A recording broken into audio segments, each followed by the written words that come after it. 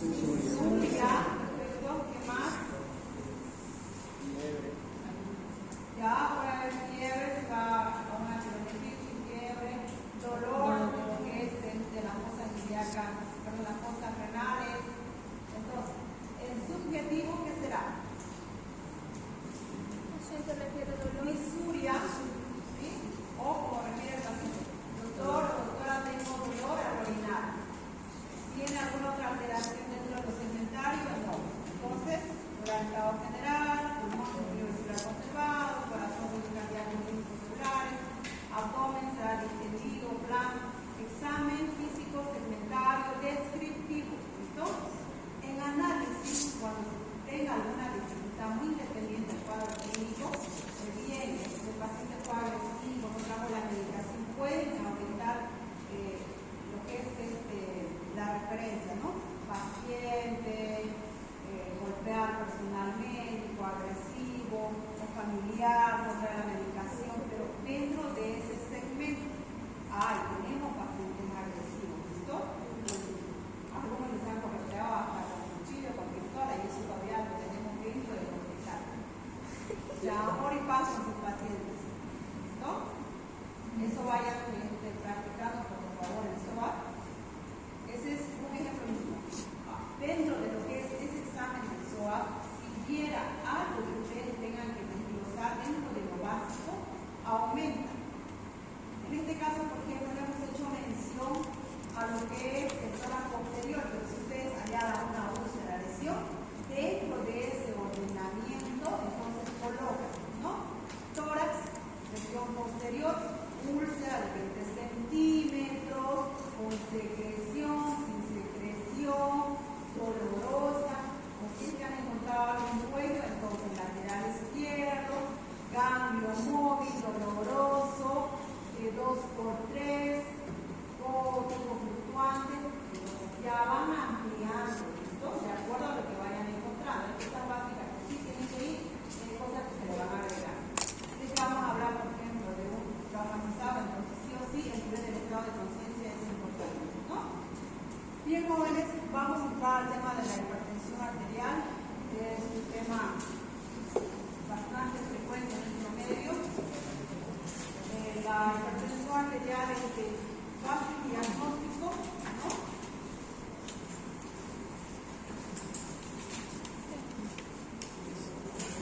Hay definiciones según la Organización Mundial de la Salud, también según lo que es la Organización Panamericana de la Salud.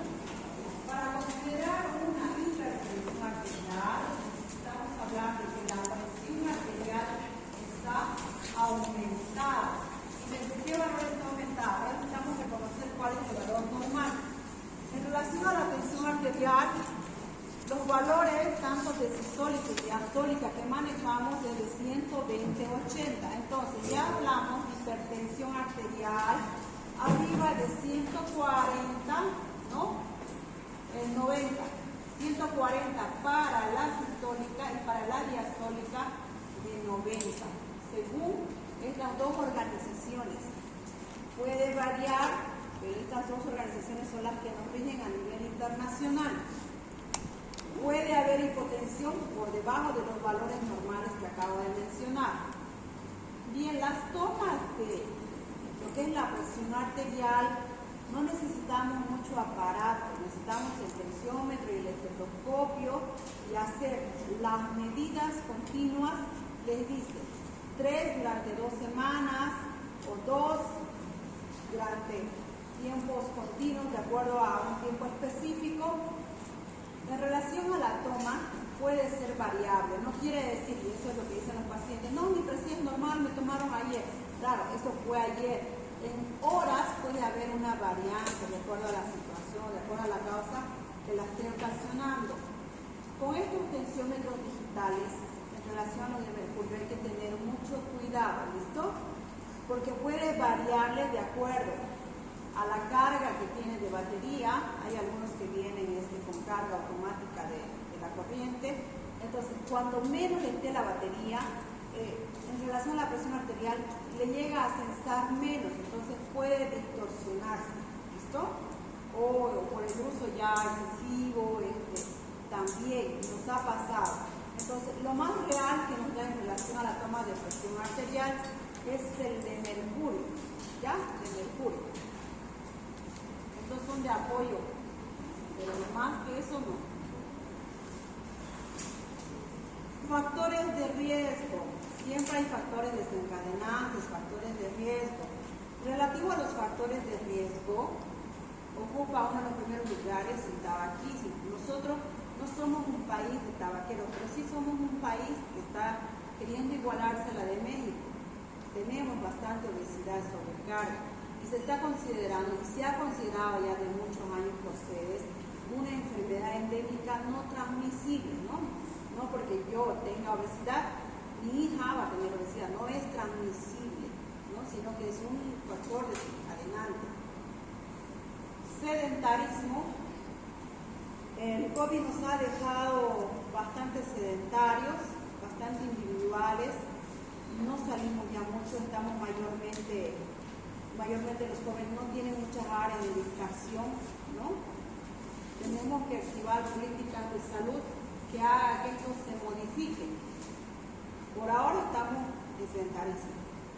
Si esto continúa, la gente que está de 20 a 30 años va a tener problemas, dificultades cardiovasculares de aquí a 20 años bastante serios, infartos, hipertensiones arteriales no de fácil, de difícil control, diabetes también. Somos de todos los departamentos, de los 9 departamentos, el departamento que más tiene casos de diabetes. Microalbuminuria, relativo a las infecciones continuas o también relativo a las insuficiencias renales de distintas causas. Mayores de 45 años en hombres y de 55 años en mujeres. Ahora, también es la causa hereditaria y ahí hace el factor familiar, ¿no? Dentro del factor familiar, entonces ya vamos dándonos cuenta que hay causas adquiridas y causas hereditarias, ¿no? O etiología idiopática y etiología tipo secundaria que vamos a ir desarrollando. Según el séptimo consenso, que lo avala la Organización Mundial de la Salud, tenemos una clasificación relativa a lo que es presión arterial normal y lo que llega a ser la hipertensión arterial, considerando categorías de normal, prehipertensión arterial 1 y 2. De acuerdo a otras sociedades de cardiología, no considera la prehipertensión, ¿es hipertensión o no es hipertensión? Así de clarito, ¿listo? Pero en cambio a esto sí se considera la prehipertensión. Dentro de la toma tenemos mucha dificultad y juega mucho el papel que no tenemos tanta práctica o que nos ponemos bastante nerviosos al ingreso del paciente. Y nos ha pasado, está tomando la presión arterial sin el estetoscopio, pero ya nos está dictando valores, ¿no? Está bien, el tensiómetro en el bracito, el estetoscopio sigue en el cuello, no.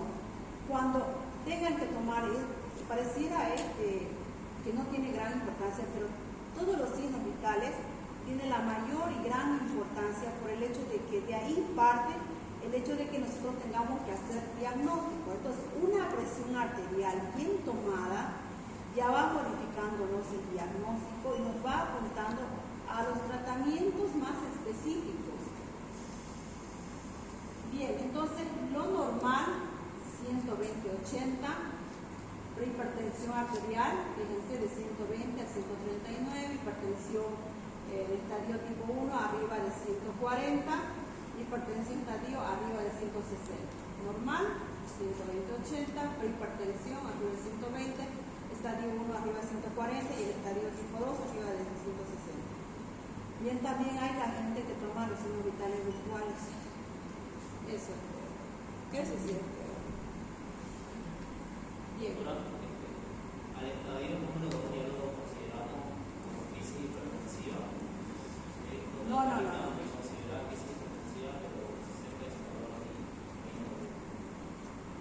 No.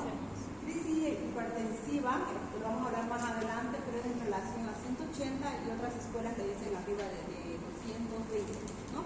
Relativo a lo que es la sistolia. Y tiene que haber involucración de órganos diana o no involucración de órganos diana.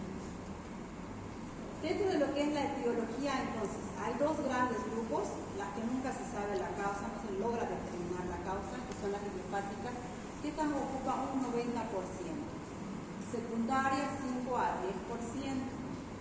Por eso siempre es importante el antecedente, la historia familiar, el antecedente del paciente. Eso nos va marcando el diagnóstico, ¿no? Dentro de las secundarias, entonces, de tipo renales, pueden ser varias, ¿listo? Enfermedades del parénquima, nefritis crónica, enfermedades poliquísticas, enfermedades del colágeno vascular, nefropatía diabética, eso es lo que más sucede con nosotros, hidronefrosis, glomerulonefritis aguda. Hidronefrosis, por ejemplo, ¿no? Lo que estamos viendo más en nuestro medio son los tumores prostáticos y lo que son los tumores tipo uterinos o los cánceres de cervix, por el hecho de que comprimen lo que es la vejiga, comprimen uréteres, inducen a una insuficiencia renal, tipo renal, ¿no? Entonces, esto ya altera todo el funcionamiento metabólico del riñón, de las células extraventriculares, no llega a producirse renina, ¿no? Juega un papel importante por el hecho de que ya está afectando por la compresión que hay ahí abajo. Renovasculares, cualquier lesión que obstruya las arterias renales, tanto grandes como chiquitas, estenosis renal, infarto renal y otros. Nosotros tenemos las arterias renales, ¿cierto?, que están ingresando por el hilo renal, bastante bonitas, bilateral, pero eso es igual como lo que son las arterias coronarias, se pueden obstruir bien por coágulos o también por placas de ateroma, entonces puede llegar a una isquemia. Tenemos que recordar que en los órganos diana se producen enzimas, se producen hormonas que estimulan las actividades. Entonces, en relación al riñón y las células juxtaglomerulares que producen la renina, que activa que la presión arterial aumente, ¿no? Entonces, todo eso de ahí va a empezar a desencadenar. Dentro de las secundarias también vamos a nombrar lo que es la estenosis arterial renal, enfermedades del parénquima que acabo de mencionar, coartación de aorta, se presenta en niños, adultos, jóvenes, por lo general la confusión en la aorta es el origen de la subclavia izquierda, les dice. Otras causas, anticonceptivos orales, apnea, en el síndrome de Cushing. Hay que considerar lo que es el hipertiroidismo con la tirotoxicosis, insuficiencia cardíaca, las fístulas arteriovenosas sistémicas. O sea, son varias causas las que van a ir sumándose a lo que es lo secundario. Ahora, mecanismos de la hipertensión arterial. Todo lo que es el sistema bien está regulado por una parte inmunológica o por una parte humoral, ¿no?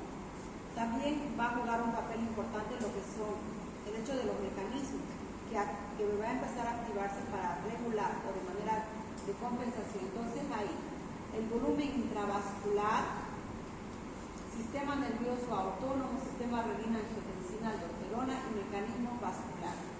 Sobre todo el sistema renina-angiotensina es lo que va a llegar a regular todos estos otros mecanismos, ¿no? En relación a la fisiología de la presión arterial normal, la presión arterial, ¿no?, llega a regular el gasto cardíaco, que es el volumen sistólico, que es relativo a la frecuencia cardíaca. Esta, a su vez, la presión arterial, ¿cierto?, hace mucho de acuerdo a la resistencia vascular que llega a tener.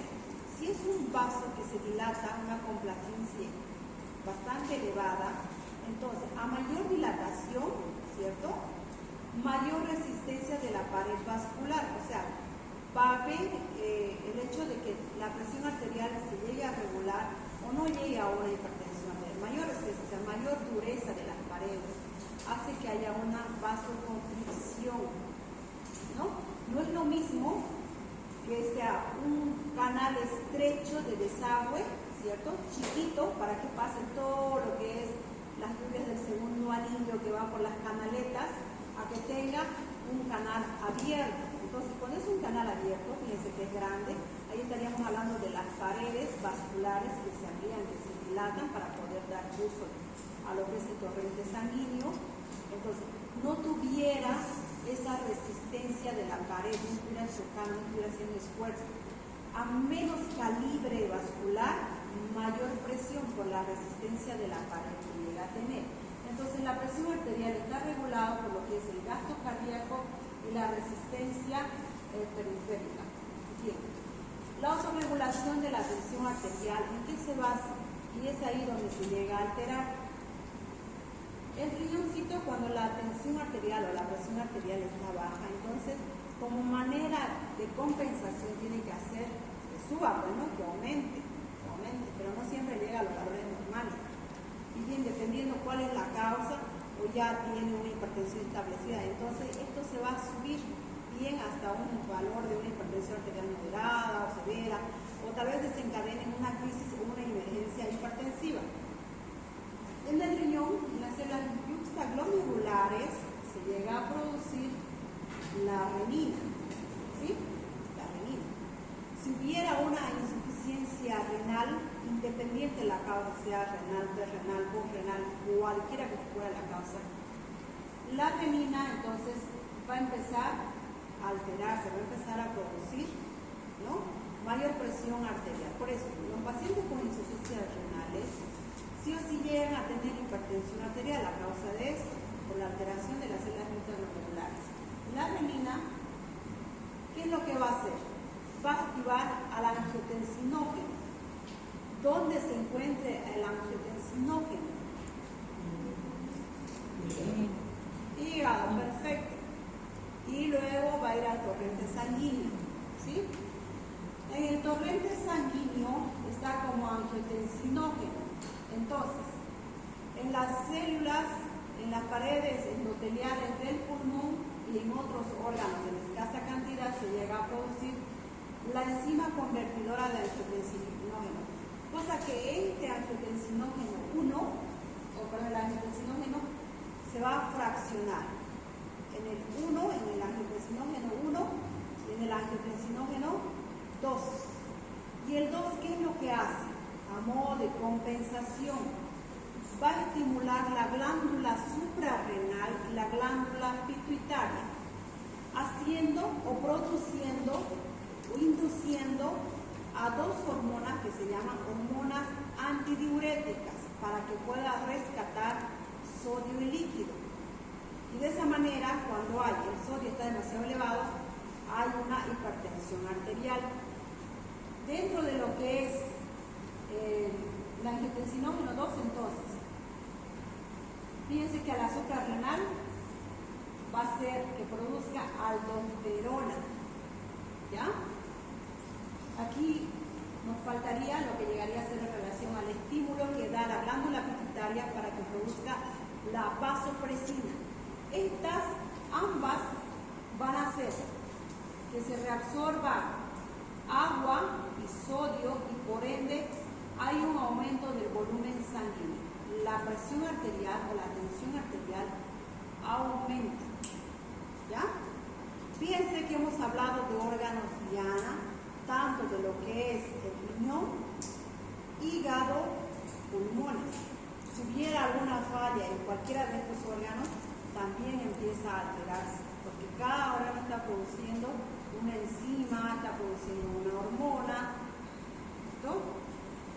Entonces, el riñón, en sus células juxtaglomerulares, produce la renina. La renina va a activar, va a decirle al hígado, necesito angiotensinógeno, los mediadores químicos, y va a hacer que se produzca en mayor cantidad angiotensinógeno, ¿listo?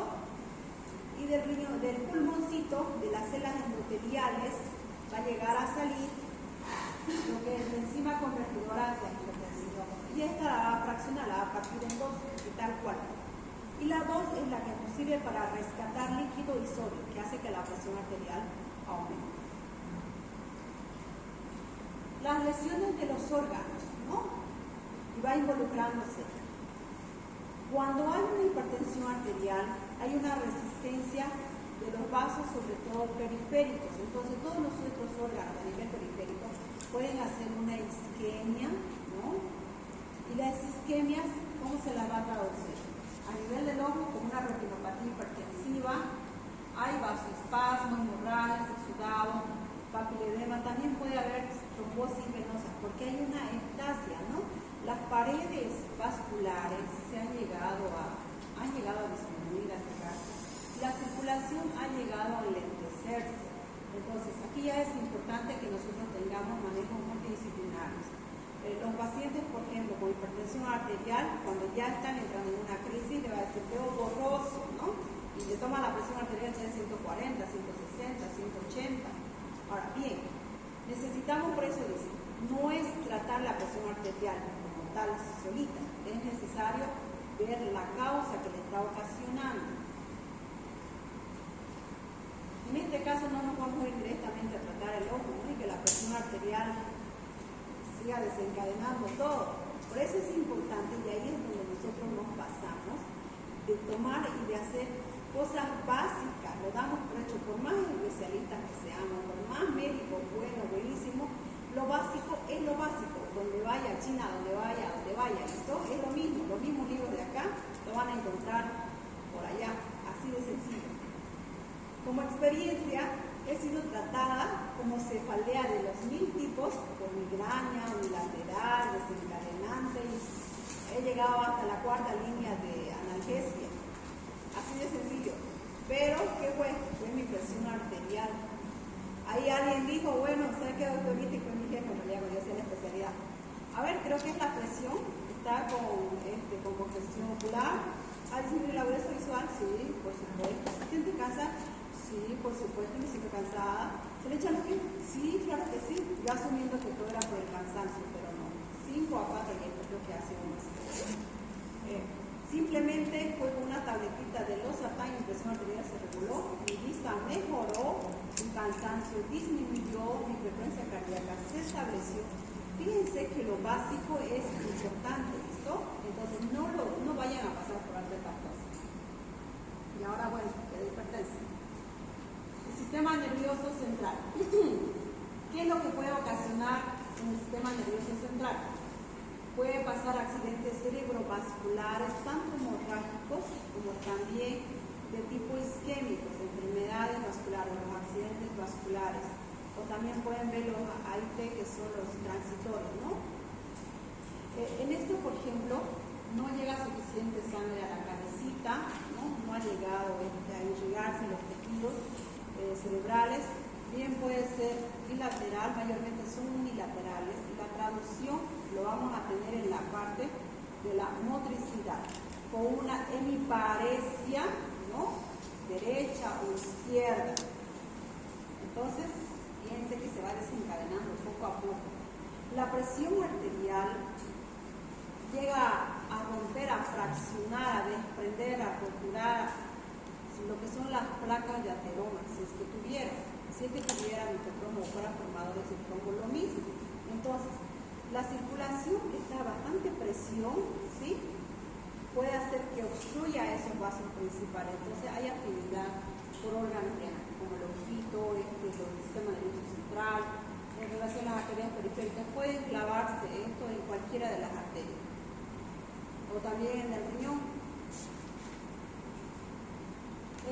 Las arterias periféricas, disfunción endotelial crónica, remodelación parietal, estrechamiento laminar extensa, redistribución del músculo liso. Entonces aquí ya vamos hablando de aterosclerosis y aneurismas, ¿no?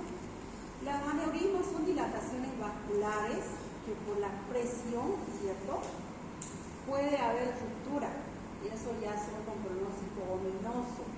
Es de los que entró bien, entró hablando y salieron inmóviles. Nosotros necesitamos por eso ver todos los datos de causas antecedentes. Probablemente los papás padecieron de cuadros similares, si fue hipertenso, y necesitamos hacer pronósticos.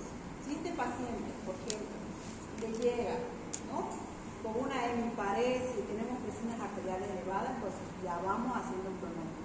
Paciente con alto riesgo de poder volver a presentar nuevo evento, más aún si no se controla. alto riesgo de fallecer. A nosotros no nos acusan por no hacer, nos acusan por no escribir. Entonces necesitamos que ustedes hagan nota de eso. En el corazón, ¿qué es lo que va a producir? Por la gran carga de volumen, por la gran presión, por la fuerza de presión que está circulando, ¿no? El gasto cardíaco ha sido elevado, va a hacer que se produzca una hipertrofia, que el ventrículo izquierdo, sobre todo, por la carga que recibe, se llegue a engrosar como manera de compensación. Hipertrofia ventricular izquierda es lo que se da sobre todo. Aquí vamos a ver que la pared de lo que es el ventrículo izquierdo, todas las paredes tienen un cierto tipo de grosor, ¿no? Que va de 0,5 milímetros a 2 milímetros para las aurículas. Entonces, eso excede esa medida. Y cuando más grueso, es menos posibilidad de contracción. Puede entrar a una fibrilación auricular. O sea, tardar en la contracción, ¿no? No es lo mismo que usted llegue a contraer un músculo con una facilidad que no esté tenso, que no esté duro, ¿no? Que no esté engrosado como una pelota de cuero, siempre le pongo ese ejemplo, a que sea un globito de carnaval. No es lo mismo, ¿no? La suavidad. Uno, ¿qué es lo que va a hacer? No va a llegar a expulsar suficiente sangre, la perfusión se va a alterar y la sangre que queda en esta cavidad hace la función de rémora, simplemente se mueve. Es como si ustedes llegarían a estar moviendo un bañador, ¿sí? Así, agitando. Simplemente es lo que hacen, aletea el corazoncito y la sangre que queda ahí llega a coagularse. Y esos coágulos pueden llegar a desprenderse a cualquier parte, puede circular a cualquier parte llegando a obstruir. Fibrosis miocárdica, isquemias microvasculares, infarto, hay disfunción diastólica como también sistólica, insuficiencia cardíaca congestiva, ¿no? Hay un retroceso, no hay esa capacidad de poder hacer una perfusión. Fibrilación auricular. ¿Llegaron a hacer la tarea que les dije del electro? Sí, yo creo que sí. Ustedes son obedientes, cumplen con sus tareas, ¿sí? En el electro hemos hablado de la onda P, complejo QRST, ¿cierto? Ya. La onda P es la que más se repite, o sea, cada latido, ¿cierto? Tiene su onda P en el complejo QRS, ¿no? Y T. Después de cada latido, después de cada complejo más onda P, se repiten muchas P's, ¿ya? Muchas pequeñas contracciones. Otra vez, como latido completo y muchas contracciones. Esa es la fibrilación auricular. Entonces, esas ondas P es lo que caracteriza a la fibrilación, una contracción incompleta. Lo vamos a ver más adelante cuando veamos el electro. Riñón, microalbuminuria, isquemia renal crónica, reducción de tasa glomerular, insuficiencia renal crónica. Reducción de tasa de filtración glomerular. Nosotros podemos inducir cuando hacemos una deshidratación, ¿no? No es que sea autoagrede, pero no siempre llegamos a consumir un líquido suficiente durante las 24 horas.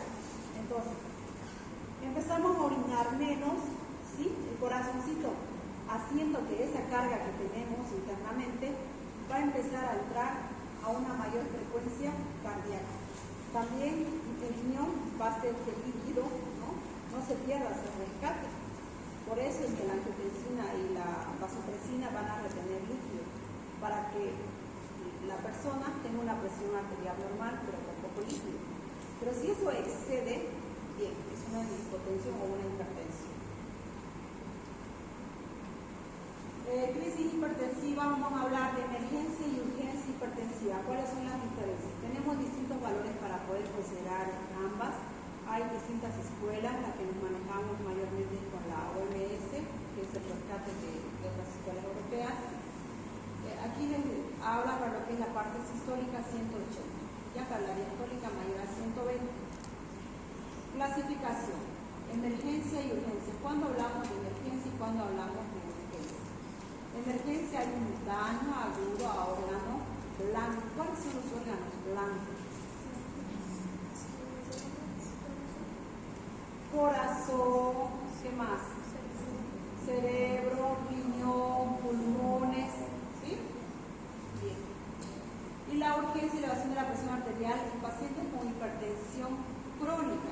daño crónico de un órgano sin relación a un daño agudo. ¿Cuál es la que más nos va a preocupar? La emergencia. Entonces nosotros ya le vamos a ir poniendo nuestro diagnóstico: hipertensión arterial o emergencia hipertensiva. Refiero por emergencia hipertensiva solo con haber tomado la presión arterial, independiente de la causa. Entonces ustedes lo suben a la ambulancia y lo mandan a otro nivel. Definición: elevación aguda de la presión arterial capaz de producir lesiones entonces en órganos diana. Y hemos reconocido cuáles son los órganos diana. Todos tenemos nuestros órganos diana, ni más ni menos todos, por si acaso, ¿no? Todos tenemos corazón, todos tenemos pulmón, todos tenemos riñón, ¿no? Generalmente eso se considera valores de presión arterial sistémica o presión arterial diastólica mayores a 180/110 milímetros de mercurio. Ahora, hay varianzas según la Sociedad Española de Hipertensión, según la Guía Europea de la Sociedad Hipertensiva, según lo que es el séptimo consenso de cardiología de New York. Según fíjense, por ejemplo, la Sociedad Española 110, 120, recién lo considera como una crisis hipertensiva, ¿sí? Pero hay que vigilar mucho si es que ya hay alguna alteración. Entonces, una de estas nosotros tenemos que utilizar. La que más vamos a utilizar es la anterior. ¿Por qué? Porque nos va a dar opción a poder controlar. Probablemente cuando ya lleguemos a ese valor, ya haya alteraciones, ¿no? Haya accidente cerebrovascular, haya una hemorragia cerebral, haya retinopatía. Pues nosotros no podemos llegar. Preferimos tomar de un valor superior a lo que nos da lo que es la guía, la Sociedad Española de Hipertensión Arterial. Considerar al paciente de manera individual según los valores de presión arterial basales y la velocidad de instauración. La mayoría no son crisis hipertensivas verdaderas o con riesgo de isquemia si se produce la presión arterial. Lo más posible es que llegue a una isquemia o a una hemorragia. O sea, es así. Si es que vamos a hacer analogías, ¿no? Si es que es un río, ¿no? No ha llovido, el caudal es lento, no se arranca a los árboles que está a su paso, ¿no? Entran a bañarse. Pues si aumenta la riada y hay una lluvia, una torrencial lluvia, se va a llevar hasta los animales, las piedras, se va a arrancar todo lo que esté a su paso, se va a arrancar los árboles de su alrededor, hasta puede que las orillas empiece a hacer desgaste de las casas que estén a las orillas y se va con todo. Siempre, o casi siempre, hay algún lugar probablemente donde se llegue a obstruir, ¿no? Entonces el material, las maderas va a llegar a obstruir y no va a dar paso a esa riada. O, ¿qué es lo que va a ocurrir? Aquí es similar, siempre hay una causa desencadenante. Entonces, las paredes, ¿no? A diferencia de los bordes del río que puede sigue ir derrumbándose, aquí no puede hacerse. A lo mucho puede hacerse una ligera dilatación, pero cuando es una crisis hipertensiva, hay una resistencia, las paredes están endurecidas, ¿no? Y el diámetro disminuye, hay una vasoconstricción, y el diámetro se hace mucho más pequeñito, entonces la fuerza de volumen sanguíneo es mucho más. Entonces puede llegar a tal extremo y no controlar la perfusión y hacer una hemorragia, ¿no? A nivel central, o obstruirse, de acuerdo si tenía algo en ese trayecto, un ateroma, un trombo, puede llegar a obstruir. También puede ser una isquemia, ¿sí?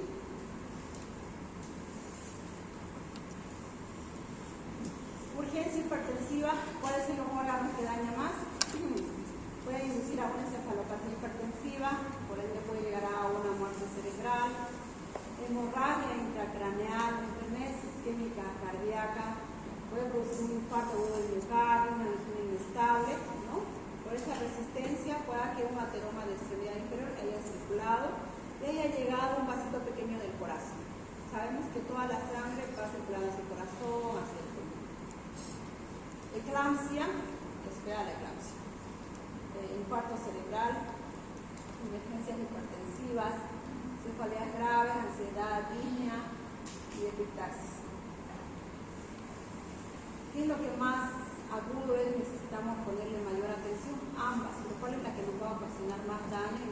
llama? Las emergencias hipertensivas. También hay, considerando que hay la clasificación, la hipertensión sistémica aislada, va dando valores arriba de una diastólica de 140, ¿no? Con lo que la presión arterial diastólica puede estar normal. Dentro de los signos virtuales, si algo no les parece, entonces vuélvanlo a tomar, o si algo le llama la atención, vuelvan personalmente a tomar la presión arterial. No es mejor si es con un tensiómetro de mercurio. A veces por contestarnos que manejar los valores normales, ¿qué nos dicen las auxiliares? No, doctora, está bien, es una presión arterial de 160-100, pero en cambio está en 160-80, digamos. Entonces la presión arterial ya nos induce a clasificar como una hipertensión sistémica aislada. Y las causas ya nos varían, ¿no? Mayormente debido a una reducción de la confianza, les dice a una dilatación de la pared vascular. Esto aumenta lo que es la carga del ventrículo, mayormente compromete a los flujos coronarios. Ahora, la tiene hipertensión diastólica aislada, esto es en relación a una alteración vascular, ¿ya? En relación a la hipertensión arterial aislada, mayormente les refiere que hay una sistólica aumentada con una diastólica aumentada, pero las causas ya son diferentes. Alcohol, tabaquismo, obesidad entre las causas principales. Clasificación según la Organización Mundial de la Salud. Ligera, moderada, severa, muy severa. Las dos últimas que tenemos que darle bastante prioridad. 180 hemos hablado ya en relación a la sociedad europea, ¿no? Que lo considera arriba de 210, 220. Nosotros tenemos que ir entrando con valores menores. O sea, 180 nos quedamos para hacer el registro de crisis hipertensiva.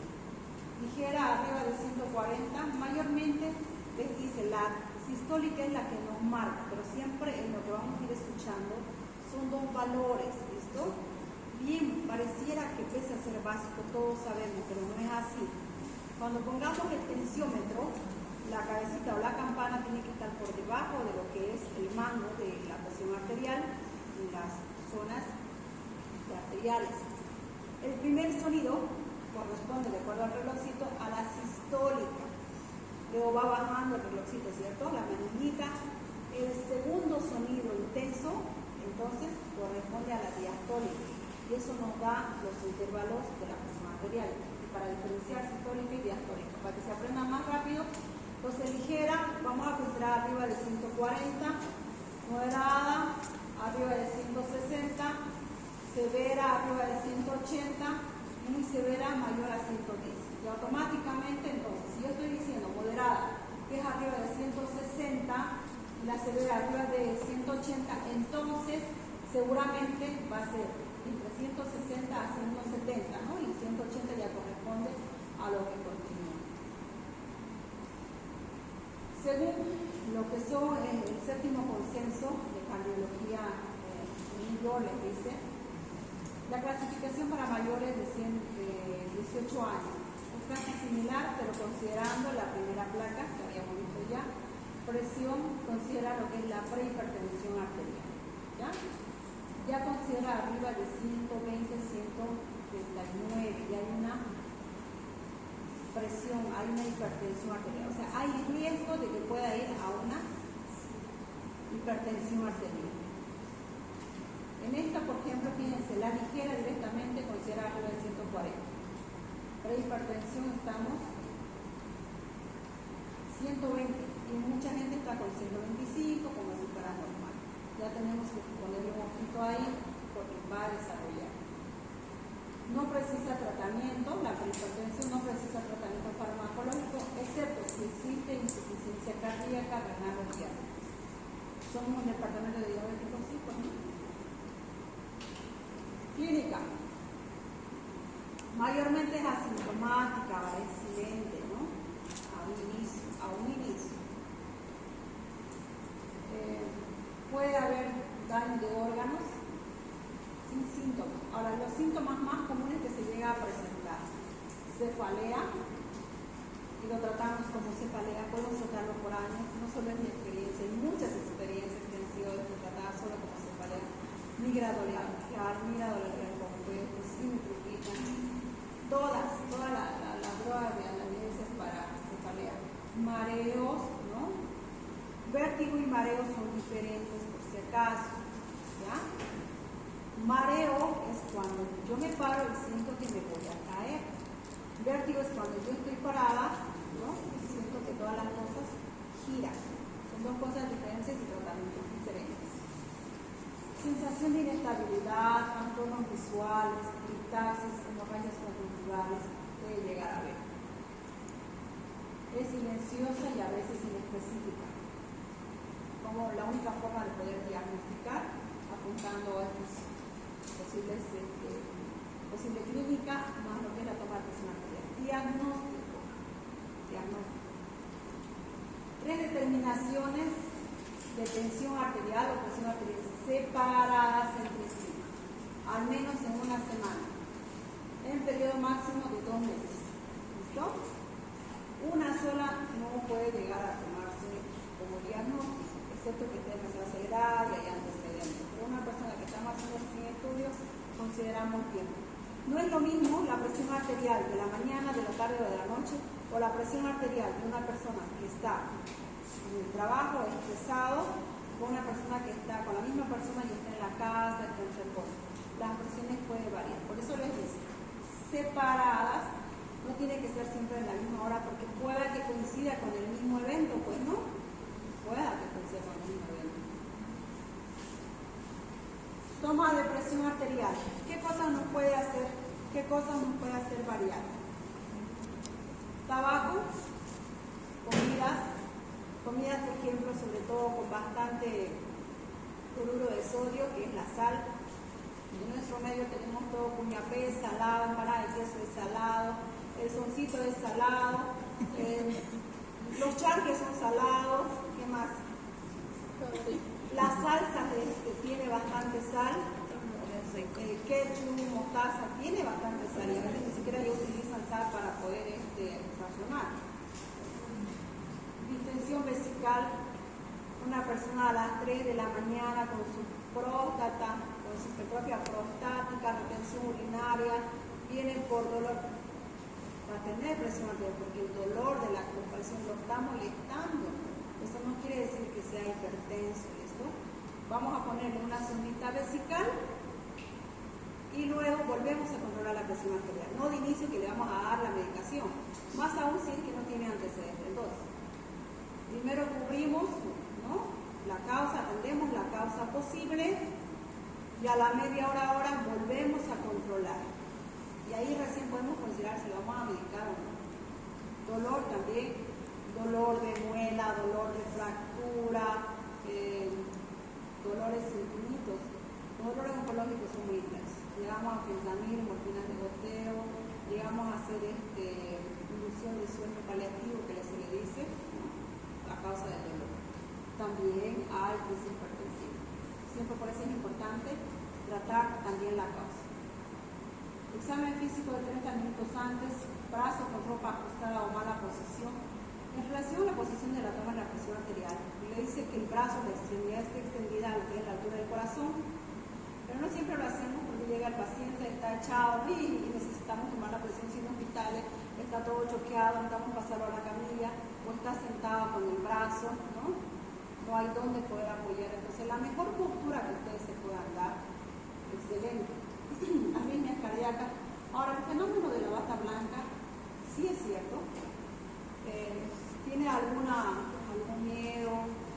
¿Tiene miedo a que se lo examine? ¿No? ¿O tiene miedo a tener algo? Entonces ya empieza a jugar la parte neuromoral. Alcohol, café, temperatura ambiental, ansiedad. Si nosotros necesitamos decir a una persona que mejore, que disminuya la presión arterial, entonces piense que ya vamos rescatando todos los factores que tienen que modificar, ¿no? Dejar el tabaco, alcohol, café, temperatura ambiental, ansiedad.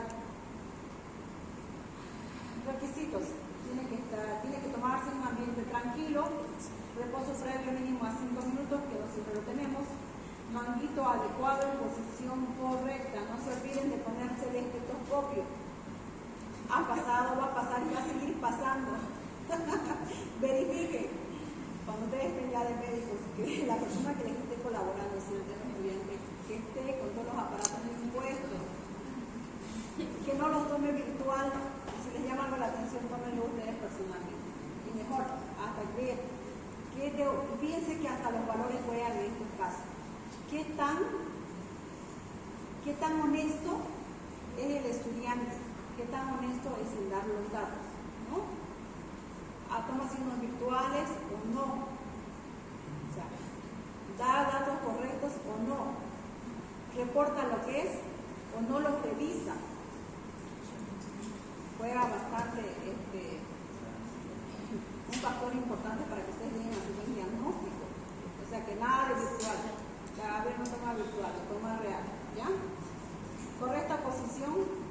Sentado con los dos pies apoyados en el suelo, brazo al mismo nivel del corazón, en el cúbito superior en penetración en hipertensos mayores de 65 años.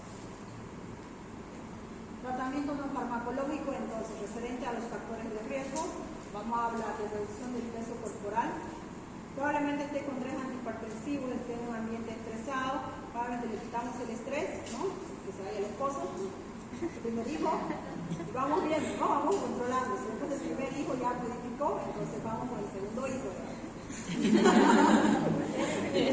Hay que considerar todos los factores por los que esté cursando el paciente. El paciente es nuestra prioridad.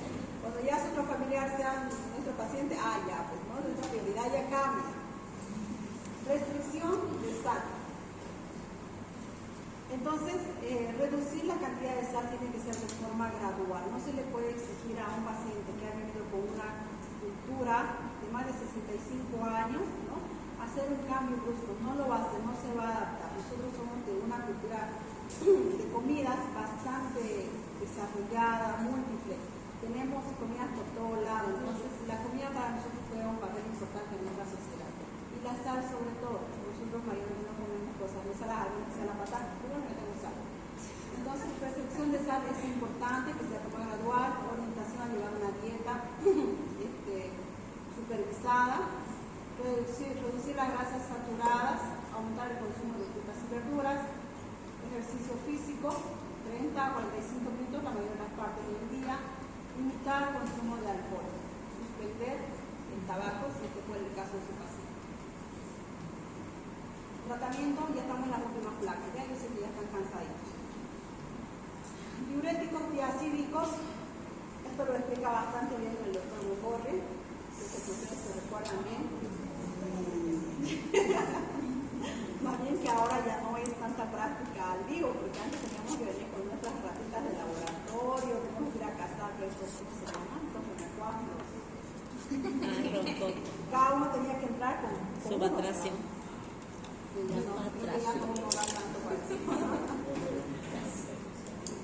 Bien, entonces, seguimos involucrándonos con todos los grupos de antihipertensivos, solo que ya las indicaciones son mucho más específicas, ¿ya? Son mucho más específicas de acuerdo si el paciente tiene más diabetes, tiene más una insuficiencia cardíaca o tiene algún otro antecedente o no responde a la medicación. Las fallas de tratamiento es porque mayormente el paciente no toma la medicación, no toma.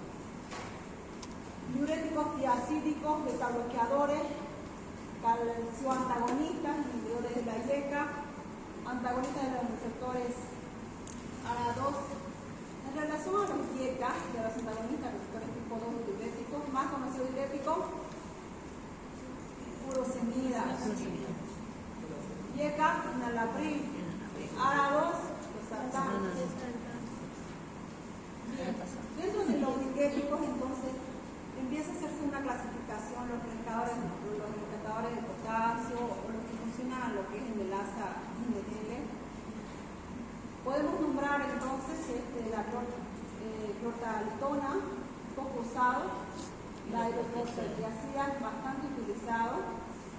¿Y en qué les dice? Insuficiencias cardíacas congestivas, edad avanzada, porque la acción no es rápida, es lenta. ¿Listo? No necesitamos que una persona mayor de edad avanzada, ¿no?, haga descargas rápidas, tiene que ser lento, porque almacena la medicación. Hipertensión arterial sistólica aislada, contraindicaciones GOT. Efectos secundarios: hipo, hipernatremia, hipopotasemia, impotencia, alcalosis metabólica, hiperuricemia, deshidratación, dislipidemia. Son varias. Precauciones: evitar el uso a altas dosis, pierde su eficacia con insuficiencia renal moderada y avanzada. ¿Ve? O sea, ya les va indicando de acuerdo a la clasificación. Ahora, en relación a los YECA, estamos en el abril, los que son de venta libre todavía en nuestro mercado. Sí o sí van a encontrar lo que en el abril, en dosis de 5, de 10, de 20. ¿Listo? Ahora, dentro de esto, ¿qué es lo que se contraindica? Fíjense que le dice inhibidor de la enzima convertidora de angiotensina. Esta enzima, ¿sí? ¿Dónde se llega a producir? De los pulmones. ¿Y por qué produce la tos? Ajá, en el pulmón, a nivel de los pulmones la produce los neumocitos tipo 2. En el endotelio pulmonar, ¿no? Es ahí. Entonces, fíjense, si es ahí que se llega a producir esta enzima convertidora, este medicamento va a ir hasta esa área, ¿no? Induce a la tos, desarrolla la tos. Entonces, esos son sus efectos más adversos. La tos no sabe por qué llega a toser, solo desde lo que le ha dado el médico, el antihipertensivo. Entonces, es bueno hacerles controles mensuales, periódicos a sus pacientes. Indicaciones medicamentosas: pues aumento del efecto del hipoglucemiante, ¿no? De la insulina. Las ARA, los SATAN, se lleva uno de los primeros lugares. En dosis de 50, puede ser una vez al día, 2 veces al día. Es importante hacer un registro de presión arterial. ¿Ya? Y hay tablitas para algunos centros donde se le da a los pacientes, donde a ciertas horas distintas tienen que hacer su control de presión arterial. Y cuando vuelvo a la consulta, entonces se ve en la mañana llegó una presión de 130, en la tarde 160, 80, entonces ya el médico va ajustando las dosis, pero no hay cómo poder ajustar en una primera instancia o en una primera visita. Siempre se le explica al paciente que van a hacer 2 o 3 visitas para poder regular en distintos tiempos. Calcio antagonistas: amlodipino, nicardipino, nifedipino, litiazem. Nos quedamos para las emergencias con el nifedipino y también para uso de personas con eclampsia o hipertensión arterial en el embarazo. Esto es un medicamento bastante dócil, de unos efectos adversos, entonces utilizamos esto. Una dosis de 20 cada 12, cada 8, cada 6, cada 4, hasta cada 4. Contraindicaciones: bloqueo auriculoventricular de segundo y tercer grado, efectos secundarios, taquicardia, palpitaciones, sofocos, es lo que podría llegar a presentar. Los beta bloqueantes, atenolol, propanolol, puede tener hipertensión arterial más taquicardia. Entonces ustedes no necesitan dar para la taquicardia y por separado para la presión arterial. Pueden dar uno con efectos de ambos. Entonces ahí están los bloqueadores. Siempre es importante qué medicamento toma para, porque le puede llegar una hipotensión y le puede llegar una bradicardia. Probablemente solo haya sido por el uso excesivo o por la confusión de dosis, se tomó 2 dosis en vez de una, entonces llega beta bloqueado, ¿no? Llega con bloqueo de la frecuencia cardíaca, 140, 150, entonces es necesario suspender la medicación, hacer tratamientos sintomáticos y hacer nuevo control. Contraindicaciones: insuficiencia renal crónica, asma, bradicardia, hipotiroidismo y enfermedades pulmonares obstructivas, en quienes no se debe dar. Complicaciones: con una hipertensión arterial no prolongada o tensión arterial prolongada.